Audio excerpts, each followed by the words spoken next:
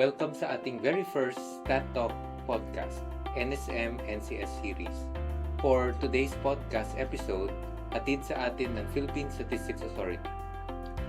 I am Benji Navarro, Chairperson of the 36th NSM and 16th NCS Subcommittee on Advocacy and Promotions and Director of the International Cooperation Unit. Please join me throughout this podcast session as we learn and share interesting ideas about statistics. This is a special Stat Talk episode in celebration of the 36th National Statistics Month and in promotion of our 16th National Convention on Statistics. Lahat yan this October 2025. Para sa ating mga bagong viewers, ang theme ng 36th NSM at 16th NCS ay Accelerating the SDG Pace of Progress, Mobilizing Data for All. This is the first part ng ating first leg para sa special Stat Talk podcast episode. At syempre, special din po ang makasama nating guests for today. Mula rin sa PSA, let us welcome the National Statistician Minette Esquivias ng Censuses and Technical Coordination Office at Chairperson ng 36th NSM 16th NCS Subcommittee on Programs and Awards. At ating Chairperson of the 36th NSM 16th NCS Overall Secretariat is Lotis Ira, Chief Statistical Specialist of the Statistical Policies and Programs Division. So, magandang umaga. Magandang umaga rin sa iyo, Director Benji, at sa iyo din, Lotis. At siyempre, magandang umaga sa lahat ng mga nakikinig at sa lahat ng mga nanonood sa ating ngayon. Magandang umaga, Sir Benji, Ma'am Minette, at sa ating mga taga-subaybay. Thank you for gracing us today sa podcast episode na ito. And without further ado, today's topic is the 16th National Convention on Statistics. Pag-usapan natin ngayon ang nalalapit na convention. Para bigyan ng idea ang ating taga-subaybay, ano po ba ang National Convention on Statistics or NCS at ano ang layunin nito? Thank you, Director Benji. Ang National Convention on Statistics o NCS ay isang convention na isinasagawa ng Philippine Statistical System every 3 years sa pangunguna ng Philippine Statistics Authority. Ito ay alinsunod sa isang PSA Board Resolution. Para sa taong ito, na-issue ang Memorandum Circular No. 2025-08 na naghihikayat ng lahat ng ahensya sa gobyerno, LGUs, academic institutions, state universities and colleges at private sector at maging sa international din, naghihikayat din tayo na makilahok at sumuporta sa pagdiriwang ng 36 NSM at ng gaganaping 16th National Convention on Statistics ngayong October. If I may add, Ma'am Minette, layo din ng NCS na mag-provide ng isang forum o venue kung saan marami makapagpalitan ng ideas at karanasan sa larangan ng statistika o statistics. Tinatalakay rin sa NCS ang mga naging statistical developments at mga kasalukuyang suliranin sa Philippine Statistical System. Bali, ang NCS din ay paraan upang mahimok ang ating mga statisticians as stakeholders ng statistics gaya ng policymakers, LGU officials, academia, media, at private sector tungo sa mas maayos na statistical system. For our next question, sa inyong pananaw, paano nakakatulong ang NCS sa pag-unlad at pagpapabuti ng statistics sa ating bansa? Director Benji, sa pagdalo o paglahok dito sa NCS, natatalakay o naibabahagi ang iba't ibang kaalaman sa statistics, mga researches o kaya studies o kaya mga innovation or methodologies na may kaugnayan sa larangan ng iba't ibang sektor ng statistics. Makikita rin sa NCS sessions ang mga datos na maaaring gamitin sa paggawa ng batas o kaya policies para sa ating bansa. I agree po, Ma'am Minette and Sir Benji. Itagdag lang din natin ng ating NCS sa isang advocacy forum na bilang advocacy forum nga napapalaganap natin during the NCS sa ating public ang kahalagahan ng statistics at pinapaalala natin sa ating publiko ang kahalagahan ng kanilang gampanin kung paano mapapabuti ang ating mga datos, kabilang na rito ang paglahok sa ating mga surveys at censuses. Okay. tama kayo. Ang NCS ay magandang venue sa pagpapalitan ng ideas ukol sa statistics na tiyak na makakatulong din naman sa ating bansa at maging sa international cooperation natin sa ASEAN at sa buong mundo. Upang higit pa nating maunawaan ang pagdaraos ng 16th NCS, maaari nyo bang ibahagi, DNS Minet and Ms. Lotis, ang mahalagang detalye at mga dapat abangan sa convention? Director Benji, yung 16th National Convention on Statistics o NCS nga ay gaganapin mula October 1 hanggang 3 sa Manila Hotel. Ito ay may temang Accelerating the SDG Pace of Progress, Mobilizing Data for All. Ang temang ito ay nagbibigay diin sa importansya ng datos upang matrack natin ang progress ng bansa sa pag-a-achieve ng ating mga SDG targets. So gamit ang data, nalalaman natin kung alik targets ang ating naaabot at alin naman ang kailangan pagtuunan ng pansin. At mula dito, malalaman natin kung saan kinakailangan ang mga interventions.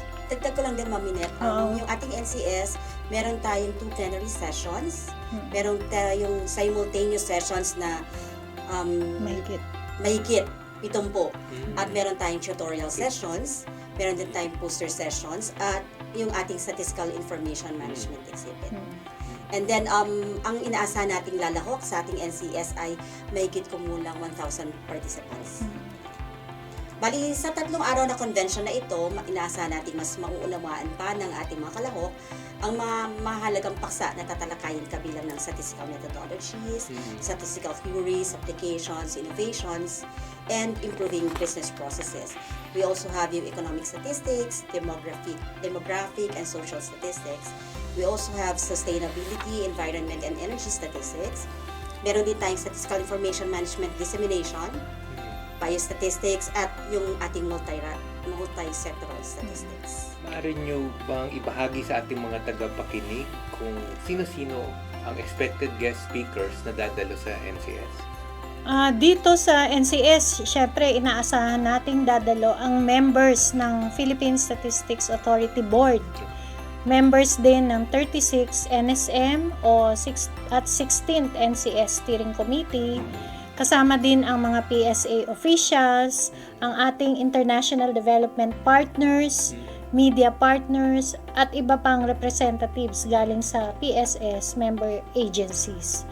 Inaasahan din natin dumalo sina Secretary Arsenio Balisacan na from DepDev, at mula rin siyempre sa PSA ang ating Undersecretaries Claire Dennis Esmapa. At para naman din sa ating plenary session, meron tayong mga inimbitahang plenary moderators sa katauhan ni Dr. Lisa Bersales at ni Executive Director Donald James Gawe ng PNLISCA. And then meron din tayong mga panelists mula sa iba't ibang organizations at agencies dito sa Pilipinas. Maging yung mga partners natin from development international organizations.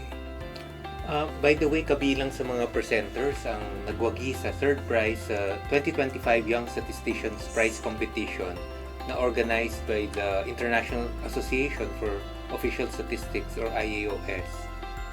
Moving to our next question, DNS Minet. Sino-sino naman ang target participants sa convention na ito? May mga pagkakataon ba para sa young researchers and students na makibahagi sa 16th NCS? Nabanggit ko na rin kanina, Director Benji, meron tayong memorandum circular na na-issue para sa paglahok sa NCS. So kabilang rito yung mga statisticians, data scientists, researchers, even members of the academe, kasama dito mga estudyante, at yung mga gustong makilahok mula sa private sector. So maging ang iba pang statistics enthusiasts ay maaari ring mag-register sa ating NCS. So in other words, kasama lahat kung sino ang interesado sa statistics.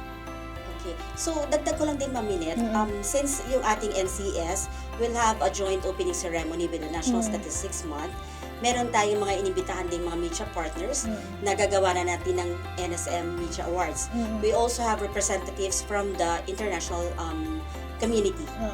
So sila ay yung mga lalahok din sa ating Mm. opening ceremony and the NCS. Mm. Tama. So this question naman ay para kay Miss Lotis. Paano mag-register ang mga interested individuals and organizations? Okay, now open pa yung ating registration at we still have until September 15 to accept interested Online. participants. At kung interesado silang lumahok sa NCS, they can just click or visit yung convention.psa.gov.ph/NCS. And then, siguro kung interesado rin silang malaman, kasama sa registration fee, makakatanggap ang ating mga participants ng convention kit na naglalaman ng ating souvenir program and book of abstracts. And of course, with the registration fee, pwede silang umattend sa lahat ng sessions during the 3-day convention, among other things. Mm. And then, kung kailangan pa ng mas maraming detalye about the NCS, bisitahin lamang nila ang ating NCS webpage sa psa.gov.ph/NCS. And then, pwede rin lang i-follow ang ating social media accounts na through Facebook and Twitter na National Convention on Statistics, National Statistics Month, at syempre ang PSA na website para maging updated palagi. Okay, thank you for that information. No? Para naman sa ating huling katanungan, maari ba kayong magbahagi ng stories mula sa mga nakaraang NCS? Okay, sige, Director Benji. Ako kasi, part ako ng organizing committee. So, syempre, nung nakaraang NCS, pati ngayon, may halong kaba. Kasi you look forward to the success of the convention. So, hindi mawawala sa amin yon yung kaba. But we still like to think positively para sa success nitong convention. Ganon din, nung nakaraang NCS, kasi din ako parang session organizer sa isang topic ng housing statistics. No? So, busy rin kami sa pag-iimbita ng mga speakers at pagre-review din ng kanilang mga papers, including abstracts. So, at kami rin yung nag-a-arrange ng how they will be able to be there in the session on time. Dapat nandun sila lahat. Lahat ayos ang room, ang session room. So, we make it everything perfect. No? So, ganun yung aking may kaba, pero at the same time, masaya. Kasi, at the end of the day, successful naman in so far, no? Doon sa mga nakaraang convention, successful naman palagi. It's good to hear. Ako naman sa part ko, parang 2 centuries na akong part ng NCS Organizing Committee, Secretariat lagi. So, 20th century, 21st century na, nandun pa ako sa Secretariat. Siguro in this lifetime and the next, doon pa rin ako. And although nakakapagod siya, medyo stressful, kasi ang dami mo kailangan intindihin, technical aspects, logistics, lahat. Mga tao, medyo difficulty minsan yung ibang tao. Pero, Pati ako, nai-stress kay Lotus. Yes. Ay, nai-stress ako. Baligtad. Pero hindi ako pwede ma-stress ngayon kay Maminet kasi DNS natin. Oh, yeah. Okay. So, while stressful siya, nakakapagod, at the end of the day, it's very fulfilling. Kasi alam mo na nasayahan yung mga tao with the convention at kung ano yung mga napulot nila. Kung meron silang mga napulot from the convention. And ang daming tao usually sa convention. Puno. Medyo, maraming tao, medyo magulo, masikip. Pero nakakatuwa, masaya sa loob kasi you're part of the success. Dahil nandun ka talaga sa from the very start ng preparations. So, it's very fulfilling. Tama. Okay. Tsaka maganda rin yung mga guest speakers natin. Puro mga big time. We had Sa one 50, convention, nandun ang isang senator. Nung nakaraan, nandun din ang vice president. So, ibig sabihin, yung NCS is something that we always look forward to. Siguro we can say na we are achieving yung ating objectives na mas mapalaganap yung awareness on statistics with the NCS. Okay. Thank you for your insights and sharing your experiences. Unang bahagi pa lang ito ng first leg for our Stat Talk podcast session para sa 16th NCS and 36th NSM. And I hope everyone ay nakarelate sa ating interactive discussion today. Indeed, we have plenty of reasons para mas ma-appreciate ang kahalagahan at enjoyment sa pag-alam pa ng statistics, inanayahan po ang lahat na makilahok sa National Convention on Statistics and National Statistics Month celebration. Thank you very much, DNS Minette and Ms. Lotis, and we are happy to conclude today's episode. At syempre, looking forward tayo to our next NSM NCS Stat Talk podcast episodes. But before we end our session, baka may message or invitations tayo sa ating mga taga-subaybay, especially in support sa ating 16th NCS and 36th NSM celebration ngayong Oktubre 2025. Thank you very much, Director Benji, for having us here in the podcast. At syempre, muli, gusto kong anyayahan lahat na makilahok dito sa National Convention on Statistics at dun sa buong National Statistics Month. So, maraming salamat for inviting us. Idagdag ko lang, nabanggit naman yung NSM. So, aside from the NCS, which is the opening activity for the whole month na NSM celebration, marami pa tayong ibang activities for the month of October. We have outreach program, we have yung World Statistics Day celebration, and among many others. Marami from the national level up to the regional and provincial levels. So, ang ano ko na lang siguro, message ko na lang din sa ating audience, since nakikita nyo ako ngayon, I hope makita ko kayo lahat sa convention.